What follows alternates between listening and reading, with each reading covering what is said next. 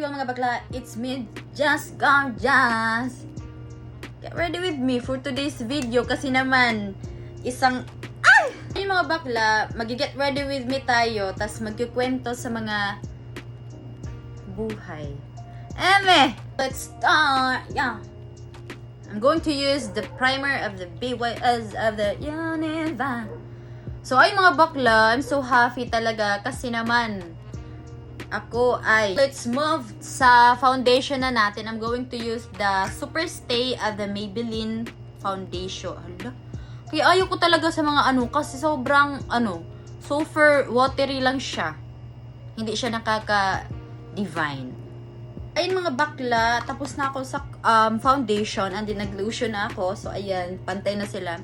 And next ko yung concealer. I'm going lagi nyo naman nakikita sa Get Ready With Me ko mga bakla. Lagi ko talaga ginagamit tong BYS na under eye treatment. Pero ngayon, parang paubos na siya. Parang gusto nyo yung sumuko sa buhay. Tayo mga bakla, naglagay din ako ng concealer ng Maybelline kasi feeling ko ang dark lang nito. So, need natin ng white. Kahit kunti lang. Alam nyo mga bakla, ngayon, feeling ko magkaka-mens na ako kasi ang bilis ko na lang mainis, magalit, ganun. Kasi nakikita nyo, meron ako ditong pimple. Pero, buti na nga lang na may dito? Buti na nga lang, isa-isa na lang yung pimple talaga pag magkakaroon ako. Kasi dati talaga ang dami, kahit dito, madami yan. Yung mga bakla, ang ganda talaga ng foundation ng Maybelline talaga. Pag tapos ng ma-blend na lahat, yung niya, ang parang matte something na perfect. Bakla, tapos na ako maglagay ng concealer nga. And maglalagay ako ng powder. So, konti lang yung ilalagay ko. Kasi, bakit ba? Yan. Ooh! So, next mga bakla is gagamitin ko tong wax ng Maybelline. Everbala na ba yan?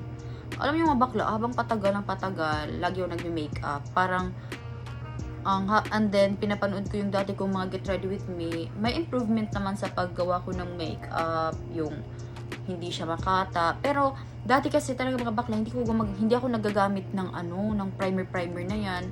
Kasi, one time noon, last day ata, nag-makeup ako, tapos nakalimutan kong maglagay ng primer. Talagang iba yung kinalabasan ng finished look ko.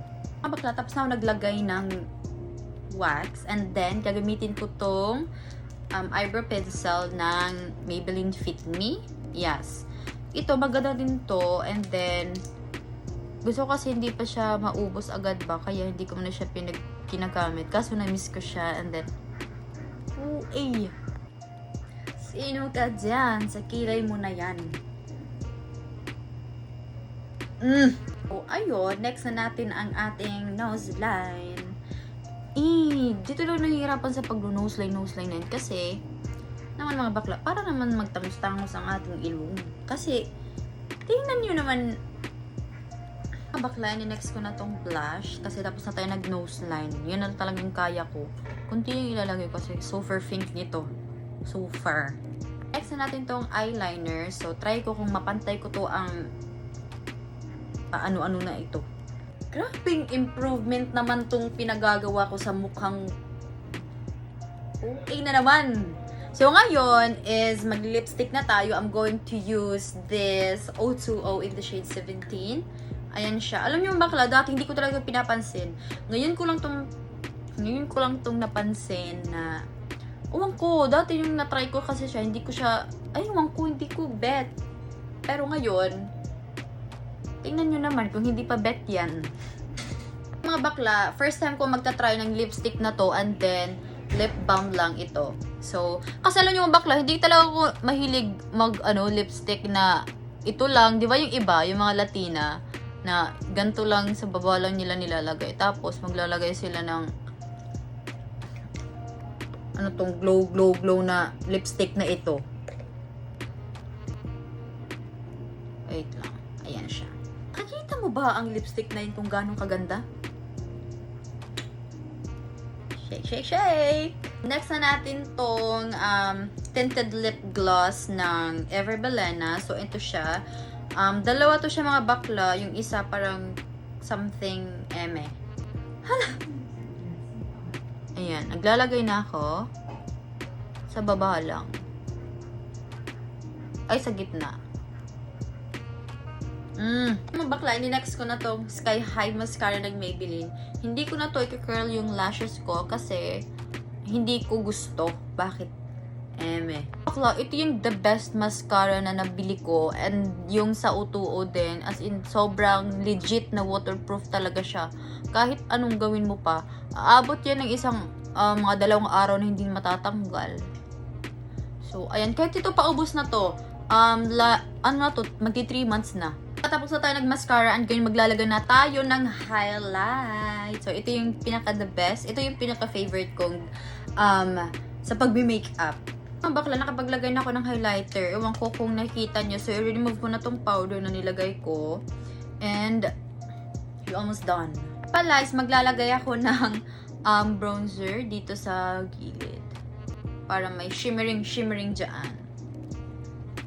Bakla, yung last is maglalagay na ako ng setting spray para mag-stay strong ang iyong mga makeup na pinaglalagay sa faceable mo. So, here's the final look, mga bakla. So, ayan po siya, o diba? Fresh lang ang atake na parang walang kapintas-pintas na yan.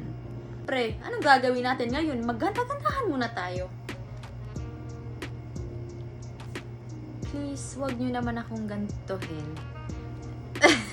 Bakla, gusto ko lang magpasalamat sa mga bagong followers ko. Ang 400 followers, meron akong 400 followers dyan sa Just Gorgeous. So, ayun. Pero yung main account ko talaga is yung Karyang. And meron na tayong 2,000 plus.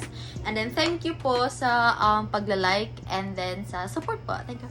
Love you all. God bless.